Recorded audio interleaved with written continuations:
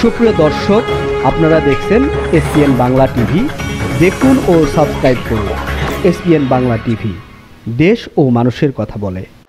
এদেশের প্রান্তিক অঞ্চল থেকে রাজধানী ঢাকা শহরে প্রতিটা অঞ্চল থেকে কবিদেরকে সমন্বয় করে কবিতা পাঠ, কথা বলা, সমালোচনার গণকের একক প্রচেষ্টায় এবং আরিফ মহিউদ্দিন ভাই সহ আমাদের রাজু ভাই, আমাদের এই যে আজকে প্রধান অতিথি তামেজি ভাই সহ আজকে যে সভাপতি এবং আপনারা যেভাবে গণপ্রেম এবং কবি সংসদ বাংলাদেশ লেখক উন্নয়ন কেন্দ্রের প্রতি এই প্রেম, তার জন্য আপনাদের কাছে আপনাদের প্রতি আমার ব্যক্তিগত পক্ষ থেকে আমি আপনাদের প্রতি কৃতজ্ঞতা জানাই এবং আপনাদেরকে অভিনন্দন জানাই। যা কোনো পারেও আমি খুব আশ্চর্য হয়ে যাচ্ছি, সেটা তো মানুষকে এনে সমন্বয় ঘটিয়ে কীভাবে পারছে, এটা তার একটা একক কৃতিত্ব। সে অনেক গুণান্বিত। আমি আসার সময় এমন এক বিপদ, প্রথমে একজন লোক কনক সম্পর্কে একটা মন্তব্য দিল।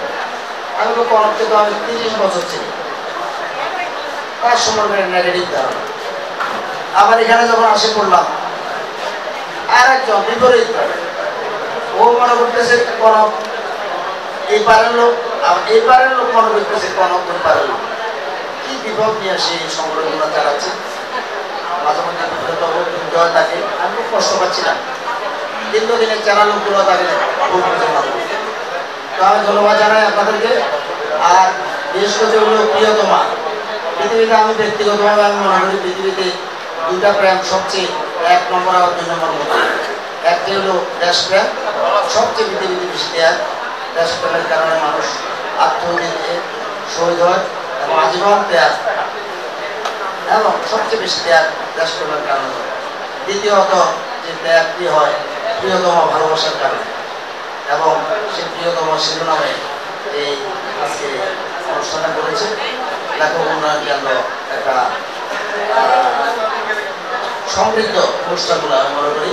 তো আমরা সেটা আশা করবো লেখক উন্নয়ন কেন্দ্রের আজকে যিনি সভাপতি এবং যিনি প্রধান অতিথি, আমার ব্যক্তিগতভাবে তারা ঘোষণা দিয়েছিলেন লেখক উন্নয়ন কেন্দ্রের মাধ্যমে একটা তহবিল সংগ্রহ করে, তহবিল গঠন করে এদেশে যারা লেখক, মধ্যে লেখকরা অনেক লেখক, তারা আর্থিক অসুবিধার কারণে তারা এবং মাঝে মধ্যে তারা খুবই করুণ জীবন পালন করতে হয়।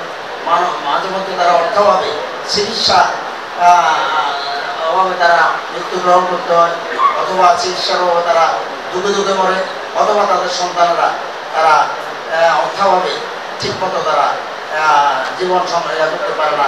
লেখক উন্নয়ন কেন্দ্রের এই সিদ্ধান্তকে আমি মনে করি কোনো মিয়া বাবুর ভাই সহ দীর্ঘদিনের আমার বন্ধু এবং আমাদের প্রধান অতিথি আর বন্ধু সহ আমাদের যারা আছেন মঞ্চে, তারা এই অনুষ্ঠানটি এবং এই ঘোষণাটি কার্যকর করবেন।